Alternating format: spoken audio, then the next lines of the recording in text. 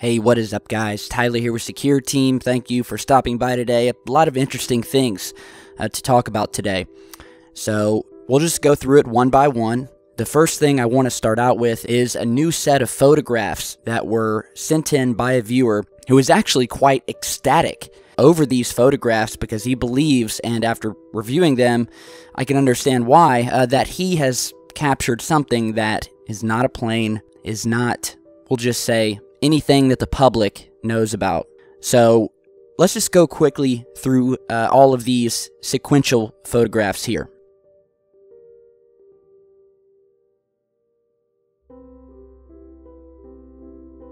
And we'll start back off at the first. Alright, so this was sent over by a man named Daniel, who says that he believes that he has caught an actual craft of some sort on camera. He says that it was honestly undeniable. It looked nothing like a balloon, barely looks like anything he's ever seen that's man-made. He said that it had a trapezoid shape and was floating beneath the clouds about a mile or two from his backyard in Southgate, California. He further said that it was stationary for the most part, but began moving when his brothers flashed their phone camera flashlight in its direction, almost as if it was reacting to the light being shined at it. He said that it also moved side to side on a dime and did so in an extremely fluid way. Now, unfortunately, he was not able to get any film footage due to it being so dark out. So what he did was he began to increase the exposure settings on his Nikon P900 camera to see how he could get the best shot of this thing in this low light. Now, what you're seeing here are progression shots. So we have a faraway shot here, we have the object sitting in the clouds. Here we are after he zoomed in. Again, we see the object. It looks to be obstructed by the clouds, a little blurry. Let's go to the next one. Again, another shot. These were taken in progression. We'll go ahead and zoom in on this one, where it's still blurry because the craft apparently was moving through the clouds. And at this point, he was able to capture the most stunning photographs of them all after he changed the photograph and exposure setting to a 2-second exposure time in the camera, which allowed the camera to absorb more light, creating a sharper picture, which also changed the color a little bit. So here's the first image, where he is attempting to zoom in on this thing, and again, it's blurry, but we're starting to see a shape here, a definite shape. And we'll go ahead and zoom in here.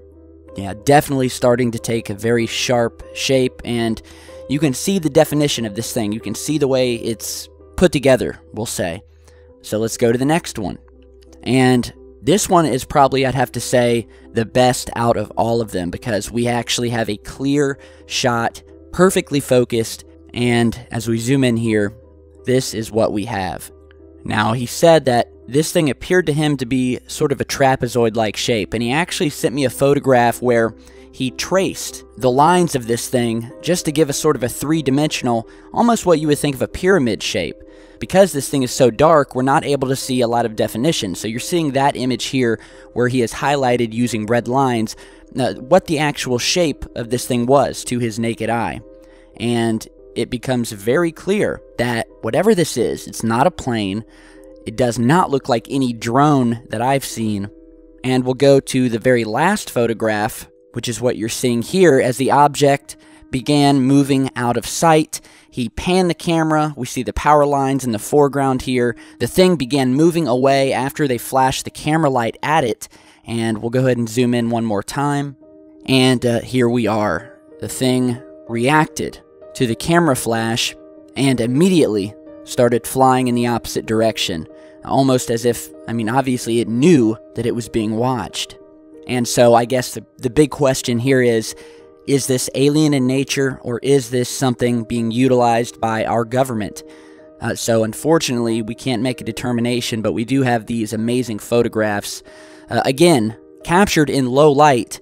However, thankfully, we have a viewer with a high-powered camera and who understood how to take photographs in low light and how to work the exposure settings, which is paramount.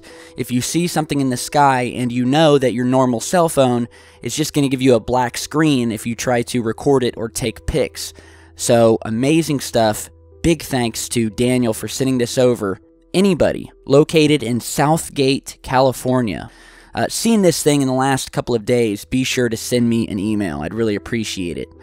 Now on to another UFO sighting that has just hit the web, discovered by our friend StreetCap1, who also runs the YouTube channel. We've mentioned him many times before. Be sure to head over and check him out. He was monitoring the live feed of some of these Mexican volcanoes, and like many times before, captured something very strange happening near it. So check this out.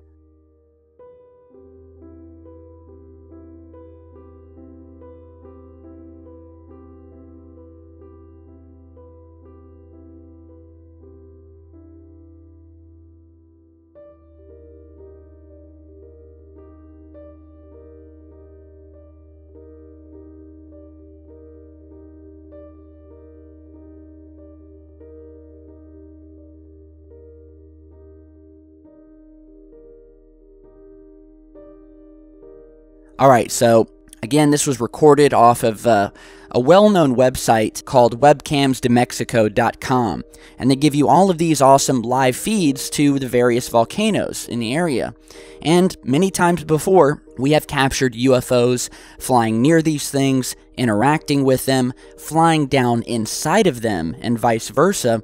And from everything I've seen, there is definitely a reason why these things are interacting with our volcanoes, whether it's to prevent them from erupting, whether there's another reason, maybe there's something down there that we don't know about, a secret entrance to something underground. We can only speculate.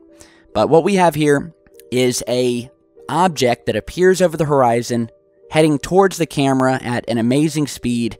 At one point, looks to brighten up instantaneously. We have this bright glow to it, and it almost looks like the sun or the moon, depending on the time of day or night, approaches the camera, flies overhead, and out of sight. So it wouldn't be the first time we've seen these orbs. Some have said this looks like a plane, possibly, although others have said that this thing was moving way too fast to be a plane. And at no time do we see any parts of a plane, any wings, any flashing lights. Many of you know that airliners have many flashing lights, and this just doesn't feature that. So the jury's still out. Amazing stuff. Let me know what you guys think. Be sure to check out StreetCap1's channel. He does great work.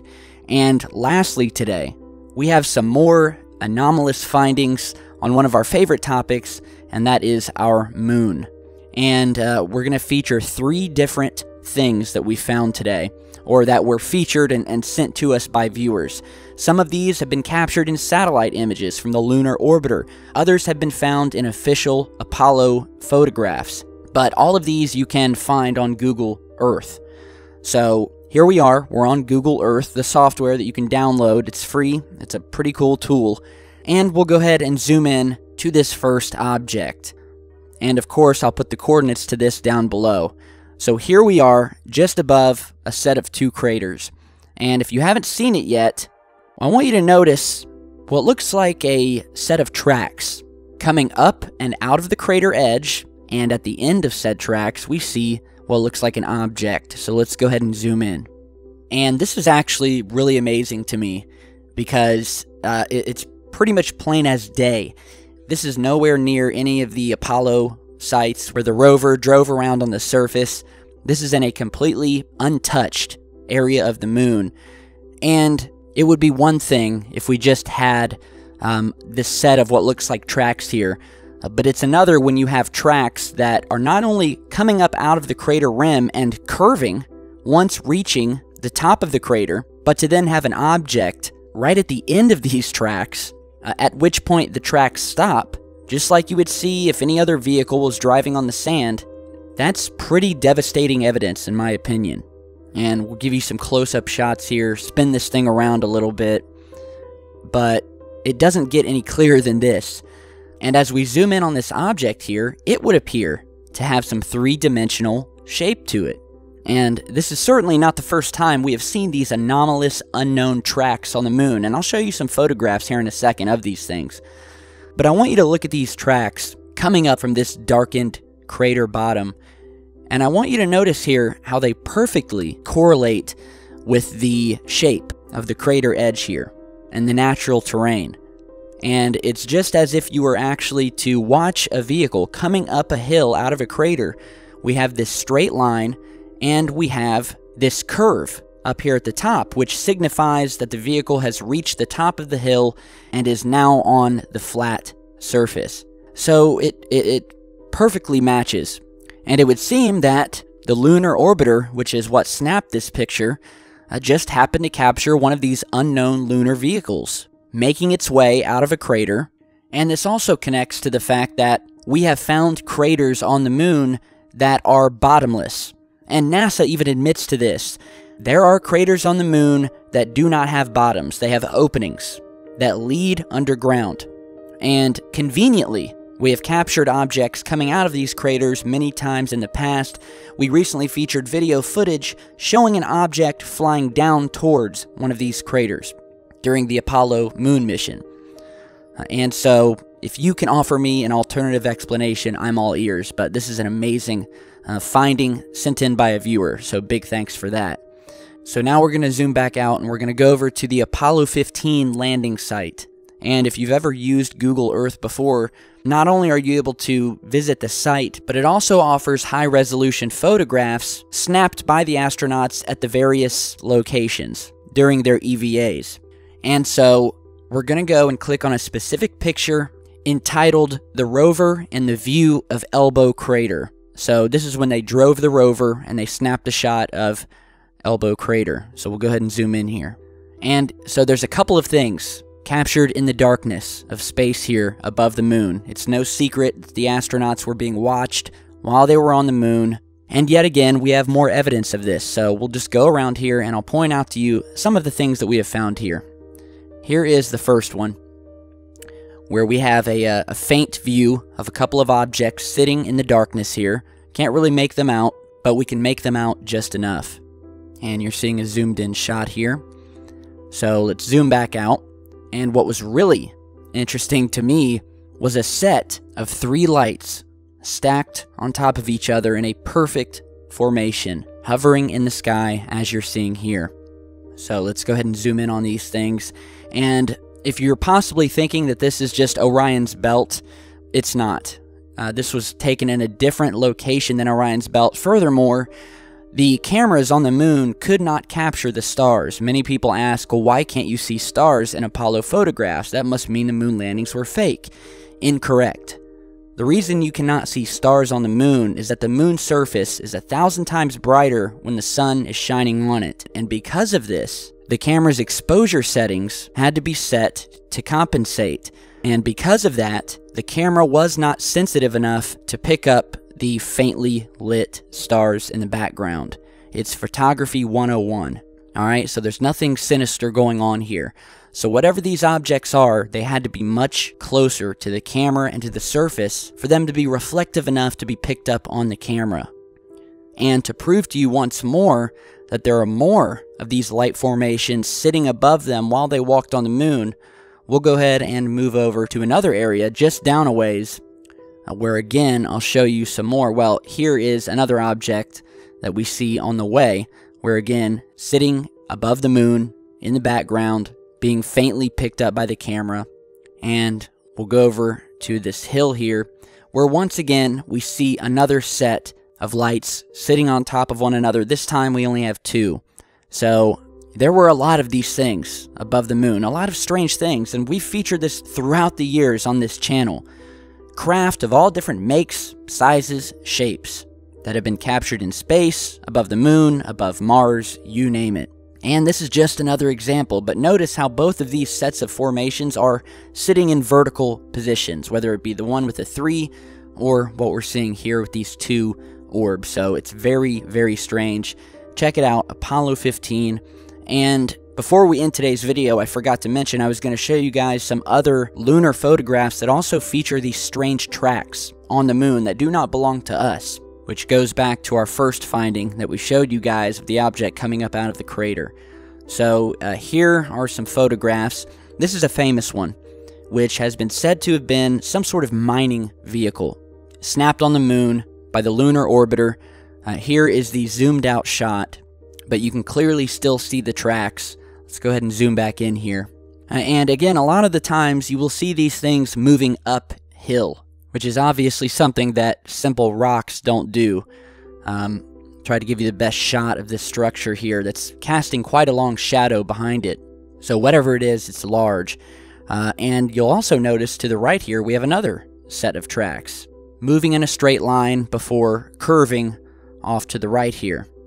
Now we'll go to another famous photograph, again showing more unknown tracks moving across the surface, this time displaying tracks similar to what you would see from the rover, where we actually have two lines here. And you can see this thing stretching miles across the lunar surface.